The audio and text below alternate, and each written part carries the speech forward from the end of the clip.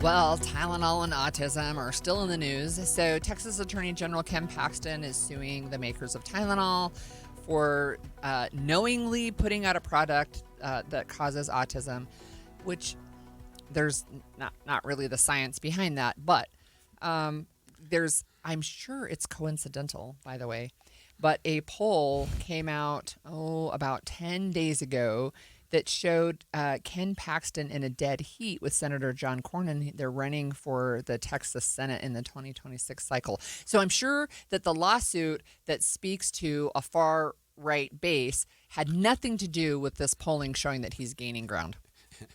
Be okay. Nice. I'm just saying, I'm sure it doesn't have anything to do with it. Okay, so that aside, we have Lois Collins in the newsroom with us, and she's the Deseret news reporter who just wrote a story that includes information about this lawsuit, but also about some polling about what Utahns think with the link. So welcome. Hi, thanks. Happy to be here.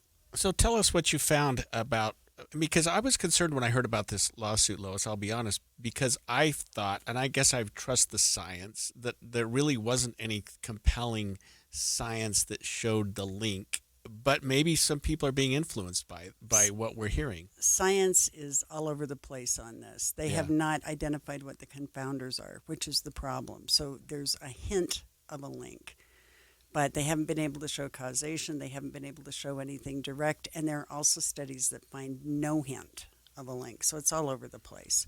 I think what we can all agree on is that it probably should be studied more, because if it turns out that that hint actually has any validity, it should be looked at. But even the people who did the study that found a link, or a hint of a link, I should say, said that it was possible that it was something else that they hadn't accounted for, and that it was also very possible that some people are more sensitive to acetaminophen, the ingredient in Tylenol, and so that accounted for it, rather than that it was just that it's bad and could cause autism. And the other thing to point out that it was that even where they found a hint, it was fewer than 1 in 5 women who took Tylenol had any hint of autism in their children across the whole broad spectrum. So I remember a conversation with you previously that there is a pretty strong genetic link, I understand, with autism. Yes, and the belief is that it's kind of a complex mix of a whole bunch of things. From the genetic side is probably the strongest side, so people tend to believe, medical experts have tended to say there's not a lot you can do about it. So rather than focus on changing it, because you can't change the genetic link at this point, let's change how we deal with it and help children who have autism or who are somewhere on the spectrum to flourish in spite of whatever autism does. So there have also been, we've all heard RFK Jr. for years and years and years say that autism is caused by vaccines. So it's really interesting to see him say, or Tylenol, you know. Right. It's kind of a grab bag of ideas. Interesting. Greg, what can you tell us about the lawsuit? Yeah, I was going to say something about that, because Lois, when you consider the lawsuit that's been brought, and I'm looking at what we did, 5 or 10 years ago in Utah and other states against the opioid manufacturers, there was a significant amount of evidence, Tons, that opioids caused addiction, and that that addiction caused severe problems. It wasn't like there was a mystery about it. And in fact, the overwhelming evidence was that people were being overprescribed opioids, that the companies that were producing those knew that people were being overprescribed and knew that they were becoming addicted. We don't have anything anywhere near that with this Tylenol lawsuit. It's not like the evidence is. We all know opioids cause a problem, and I think we've got that under control. But Tylenol, I don't know. I just don't see it myself as a lawyer. There's also a different endpoint, and that is with the opioids, there were so many deaths. Right. And with autism, there's such a spectrum that it's kind of like comparing apples and giraffes. It's just a different kind of calculation, and so I don't know what will happen there. And the lawsuit actually says that it's more about the warning. They didn't warn people. It's not that they're selling it, but that there's this risk and you didn't warn. And the Kenvue, the manufacturer, has come back and said there's no evidence for this. It's baseless. See, that's what gets companies in trouble. If you recall back in the old day with the Ford Pinto with the exploding gas tank, you guys are both too young to remember that. But don't remember. But the thing is that they had studies that show that there's a problem. So if you have studies that show in your opioid manufacturer that your drug causes addiction and sometimes causes death, and you continue to manufacture it, that's one thing. But if you're producing Tylenol and studies aren't really telling you anything, in fact, we had a doctor on this very show who told us, and she was an OBGYN, I think, that right. she thinks Tylenol is the bomb, that it's great because it's safer than aspirin and Motrin. That's right. For women, Ibuprofen, yep, right? yep. For women in those situations. It is considered the safest medication you can take. And of course, OBGYNs always say don't take anything if you don't need it. Right. But if you need it, especially if you have a fever, because fevers are very dangerous to the baby that you're carrying. Right.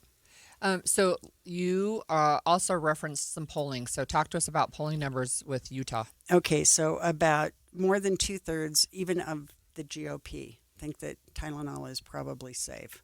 Overall, it's pretty close to 3/4. It's 74% think that it's probably safe. And as far as who should decide whether or not you take Tylenol, 41% believe that the woman who is pregnant should decide whether she takes it or not. 47% think that the doctors should decide. And doctors, I mean, medical societies, the American College of OBGYNs, the World Health Organization, the Maternal Fetal Society, the American Academy of Pediatrics, and the Autism Science Foundation have all said, we're not seeing a link. We think it's safe in pregnancy if you need it. It's dangerous to have a fever. It's miserable to have a lot of pain. That's your option. Yeah. Tell me, so I was intrigued by the numbers of people who thought the government should tell and women. I didn't write them down, but I could count them on 2 or 3 fingers.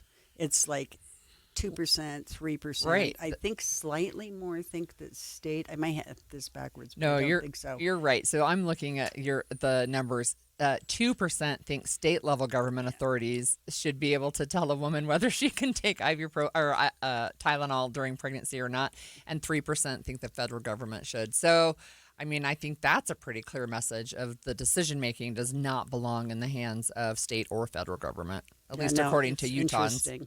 Yeah, it's a pretty clear, according to Utahns, as you said, it's a pretty clear message. And really, most even when there is a link possible, it's a small link. Yeah. And I harken back to the lawsuit a little bit, Lois, and I appreciate what you said about it. There's also, and you said this really well, the fact that doctors, a woman who is pregnant who has a high fever probably creates a greater risk for her child than a woman who takes Tylenol to reduce the fever. And I think doctors have to weigh the cost-benefit. There's a study that may or may not have any value that says Tylenol causes a problem, but a fever that's untreated could cause a more serious problem. Yeah. It leads to developmental delays. It hurts the brain specifically of a baby. It literally can cause brain damage in unborn babies to have a high fever with the mom. Yeah, I mean, so I think it just this lawsuit is really troubling for me, and I'm sorry, Lois, I keep coming back to the legal part of it because that's what I do. But suing the makers of Tylenol, I don't see that going very far, and it'll get him through the election probably, but it's probably not going to get him. In a year or two, that lawsuit's probably going to be dismissed. Well, again, it's interesting, and thank you for always following these stories. There's first of all, you do a great job, and second of all, of really breaking them down so that people can understand what we're talking about here.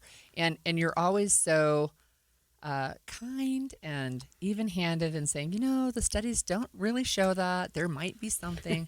But no, I really appreciate it. And I'm a flatliner.